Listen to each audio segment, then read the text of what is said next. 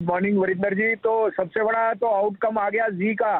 आपको याद है 180 और 200 के बीच में हमने बहुत जोर से कहा था कि जी में कोई ना कोई it can not stay at the price it is, और ये change of guard will be very very welcome. The back of Puneet Goenka can see this stock go back to 450 level, और ये एक मेरी कन्विक्शन कॉल थी जो बहुत बढ़िया प्ले आउट कर गई। आपके दो, I think India bull finance at less than 1 time price to book, dividend 5%, और जो उनका 80% टाई अप ऑफ एचडीएफसी का, it is a stock worth owning for re rating. इसका मेरे को भाव अभी नियरली में 250 दिखता है, 208-9 में लीजिए, stop loss of 203, but please make this a portfolio pick. दूसरा again DCB bank, most well funded bank, और जहाँ पे अब जो उनका रिटेल में रुझान बढ़ा है, I think NIMS and asset quality will be very very stable. तो 88 to 90 में लीजिए, 83 का स्टॉप लॉस, 110 का टारगेट। बुक 6% डिविडेंड यील्ड, और India bull is just raising money through the FCCB route. तो मुझे लगता है 210-12 में बहुत अच्छा रिस्क रिवॉर्ड है। 203 का स्टॉप लॉस रखिए, 250 का टारगेट। बट मैं ये भी कह सकता हूँ कि दिवाली तक 300 का भाव भी आ सकता है इंडिया बुल में। अगर blue sky territory Godrej property में ट्रैक करनी हो तो वो कहां तक जा सकता है? तो शैलेंद्र जी देखिए, अंडरलाइंग एसेट ये है कि real estate is on fire, और उस समय मैं आपको जब बोलता था डीएलएफ का भाव 165, 200, 230, और गोदरेज का भाव 850, अब 1200-1300 आपने सही जिक्र किया। लेकिन ये तो आज नो ब्रेनर है। आप देखिए एक दिन में पता नहीं 575 करोड़ का माल बिक रहा है, आई थिंक रियल। और इस कारण से मैं कह रहा हूँ कि इक्विटी में you have to be little bit nimble, because ये आपको तेजी जो दिख रही है ये लास्ट रंग है, where anybody who is left out is buying anything he can, और I would not chase that। तो मैंने जैसे आपका आज की डेट में शैलेंद्र जी, मैं जो हाउसिंग के लोन वाले बैंक्स हैं मैं उन पे ज्यादा दो दूंगा।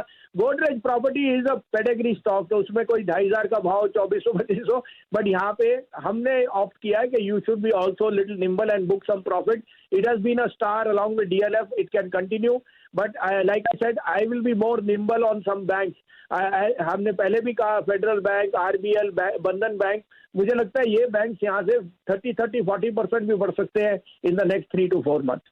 चलिए, मैंने 26 मई को आपको दिया था, एक छोटी ब्रोकरेज फर्म थी जिसके ऊपर मैंने रिसर्च की थी, शेयर इंडिया। शेयर इंडिया का भाव 420 रुपए था, और मैंने कहा था दिवाली 700-750 जाएगी। That stock has hit 658। Now just to give you a little update, that stock has acquired 2 fintech apps, और वो discount broking and algorithms they will be launching in January 2022। तो मुझे लगता है कि ये छोटे जो नगेट्स हैं, गोल्ड नगेट्स, शेयर इंडिया का भाव मुझे अब ईयर एंड तक लगता है 1000 रुपए जाएगा। तो 700 का टारगेट अब दिवाली पे आ रहा है, वो तो आ चुका है। 1000 रुपए का टारगेट आपको अब मैं इसमें दिख सकता है। उसी तरह से गोदरेज और IRB will be the star of 2022। It is going to hit 250 by the year end 2021। तो सिंपल चीज है कि मार्केट में आईटी की तेजी में एक ऐसा लार्ज कैप काउंटर जो आपको पसंद आता हो, और एक मिड कैप आईटी जहां पर आप कोशिश करेंगे मोमेंटम चेस करने की या क्वालिटी चेस करने की। हाँ, बहुत अच्छा आपने याद दिलाया। देखिए शैलेंद्र जी, 1350 हो गया एचसीएल टेक, और एचसीएल टेक पे अब टारगेट्स हो गए 1500 के। आपको याद है 900-925 पे मुझे बहुत लोग ट्रोल करते थे कि जाता नहीं, मूव नहीं करता। थोड़ा सा पेशेंस चाहिए। शेयर बाजार, आपने सोचा था विप्रो की मार्केट कैप 2.5 गुना बढ़ गई है इन द लास्ट 1 ईयर, और सिंपली ऑन द बैक के there is a change of guard and there is a change of guard on the business. तो मुझे अभी भी लगता है Wipro is looking good, but यहां मेरा टॉप पिक होएगा again tech Mahindra and HCL tech. कोई भी डिक्लाइन पे लीजिए। Tech Mahindra is headed to 1750, HCL tech is headed to 1500। In mid caps on declines, I am very very bullish on Mindtree. As a disclosure, Mindtree मेरी portfolio में 1350 से है। It is an out performer, but अभी भी मुझे लगता है Mindtree can give you another 10%। थोड़ा सा कॉशन जरूर रखिए शैलेंद्र जी, क्योंकि मार्केट में सारी गुड न्यूज धीरे धीरे ऑलरेडी पहले ही बिल्ट इन हो चुकी है। So I would be more cautious if there is a correction. मैं अभी भी आपको कहता हूं कि people are not revaluing the outlook for Grasim and the likes of Hindalco, and the AB group stocks are looking very very good on a 6 month to 1 year basis। 26, 28, 30 में आपको बोला था GMR is a no brainer. जो aero city के पास land bank है उसकी आप वैल्यू इनकैशमेंट देख रहे हैं और अब आप ट्रैफिक देख रहे हो, Aerocity is roaring with business.